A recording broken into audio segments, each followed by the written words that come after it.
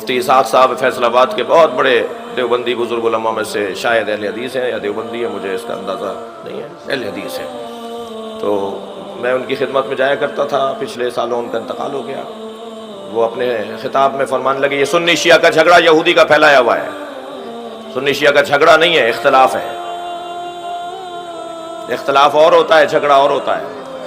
وہ سنی سنی میں بھی ہے، وہ شیعہ شیعہ میں بھی ہے، وہ بھائی بھائی میں بھی ہے.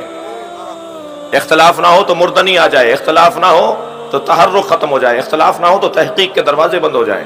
اختلاف کو حسن جانو، اختلاف کو جمال جانو، یہ جمالیات کا حصہ ہے. یہ اللہ نے ہر ایک کو علیحدہ علیحدہ بنایا ہے. ایک ماں باپ کے 4 بچے ہوتے ہیں، چاروں مختلف ہوتے ہیں. اختلاف لیل و نہار پر پوری کائنات چل رہی ہے. غور فرما رہے ہیں؟ بغیر اختلاف کے تو تحرک نہیں رہ سکتا. زندگی کا مطلب نہیں رہے گا بغیر اختلاف کے. اختلاف اور ہے. اور یہی میں جملہ کہتا جاؤں اپنے ساتھیوں سے، یہ جو ہمارے علمی اختلاف ہیں، سنی شیعہ میں، شیعہ شیعہ میں، سنی سنی میں، دیوبندی بریلوی میں، یہ علمی اختلاف ہیں. ورنہ من قال لا الہ الا اللہ محمد الرسول اللہ وہو مسلم، جس نے کہہ دیا لا الہ الا اللہ محمد رسول اللہ وہ مسلمان ہے، اور اسلامی احکامات اور اسلامی دستورات اس پر لاگو ہوتے ہیں.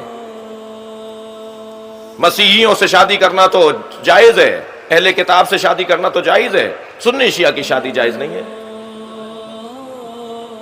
کہاں پہنچ گیا ہے امت کا معاملہ.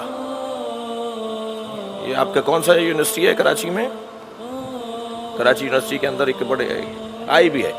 آئی بی اے میں ہم گئے یوم مصطفیٰ میں خطاب کرنے، تو وہ جو جیسے وہاں کے بچے ہیں وہ ایلیویل والے سارے اپنے خاص ہولیوں میں ہوتے ہیں ماشاءاللہ. وہ ویسے یہ بھی آپ کو سن کر اچھی لگے گی بات کہ وہ 11 محرم کو جو طالب علموں کا امتحان تھا، جناب وقار مہدی صاحب کے لیے دعا گو ہوں کہ وہ رجسٹرار صاحب سے بات کر کے انہوں نے 8-10 دن آگے بڑھوا دیا ہے.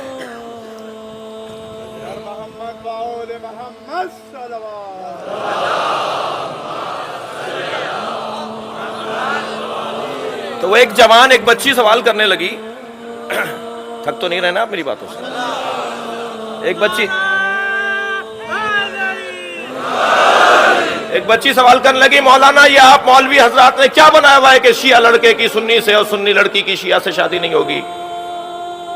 تو میں نے کہا بی بی تم نے یہ سوال کیوں نہیں کیا کہ سندھی کی مہاجر سے، مہاجر کی پنجابی سے، پٹھان کی بلوچی سے شادی کیوں نہیں ہوگی؟ جو جواب تمہارے پاس وہاں ہے کہ ثقافتیں مختلف ہیں، رہن سہن مختلف ہیں، انداز زندگی مختلف ہے، وہی جواب یہاں ہے. یہ کوئی شرعی طور پر تو منع نہیں کیا جا رہا. نبھانا مشکل ہو جائے گا، رہنا مشکل ہو جائے گا، زندگی گزارنے میں تمہیں دقتوں کا سامنا کرنا پڑے گا. کر سکتے ہو، سنبھال سکتے ہو. تو جب ہم اہل کتاب سے شادی کرنے کی اجازت دے رہے ہوتے ہیں، صلوات پڑھے ذرا محمد و آل محمد.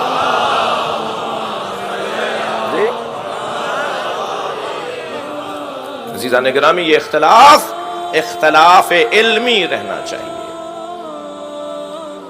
غدل برادران اہل سنت کے اندر بہت سارے نظریات بہت روشن ہیں جو ہم سے قریب تر ہیں، ہم ان سے بعض چیزوں میں قریب تر ہیں. اکثر چیزیں میں یہ بات اس لیے بھی کر رہا ہوں کہ اس وقت سعادت مندی ہے، بزرگ علماء کرام تشریف فرمائے، سیاست مداران تشریف فرمائے، مختلف جماعتوں سیاسی جماعتوں کی شخصیات تشریف فرمائے، کراچی کے منتظم اعلیٰ تشریف فرمائے.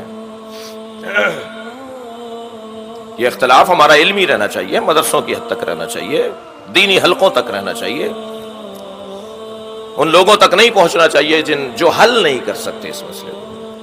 ورنہ برادران اہل سنت بہت سارے نظریات میں ہم سے قریب تو رہیں، ہم بہت سارے نظریات میں ان سے قریب تو رہیں. ہندوستان میں یوم حسین ہو رہا ہے، جناب نظام الدین ثانی دہلی میں جو مزار خواجہ صاحب کا ہے، میں ان کی زیارت کے لیے جا چکا ہوں دہلی میں.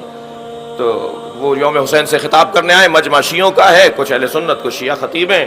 خواجہ صاحب خطاب کرتے ہوئے کہنے لگے سنو بھائی میں تفضیلی سنی ہوں، میں سنی ہوں مگر تفضیلی ہوں، اور تفضیلی کا مطلب یہ ہے کہ بعد از نبی علی کی فضیلت کا قائل ہوں. اور پھر تقریر کرتے ہوئے کہتے ہیں سنو 2 طرح کی ترتیبیں ہوتی ہیں، ایک ترتیب خلافت، ایک ترتیب فضیلت. علی ترتیب خلافت میں چوتھے ہیں، ترتیب فضیلت میں پہلے ہیں. مجمع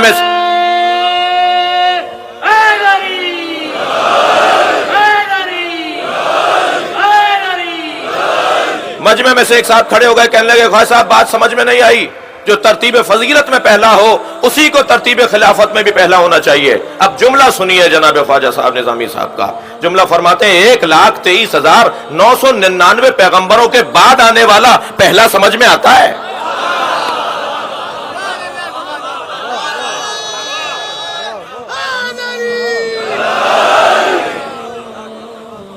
بہت سارے نظریات روشن ہیں. میں نہیں سمجھتا اس بحث کے اندر زیادہ مبتلا ہونا چاہیے کہ سنی شیعہ کا اتفاق میرے اپنے مطالعے کے اندر یہ ہے, اور میں حوالے بھی اور کچھ شواہد بھی رکھتا ہوں کہ اہل بیت کی عظمت, اہل بیت کی فضیلت قابل مقایسہ نہیں ہے. لا یقاس بآل محمد احد من هذه الامه, آل محمد کے ساتھ اس امت میں سے کسی کو مقایسہ نہیں کرو. اللہ اکبر, عظمت, فضیلت, مقام, منزلت, فضیلت اصحاب پیغمبر کی کچھ کم نہیں ہے, ازواج مطہرات کا مقام کچھ کم نہیں ہے.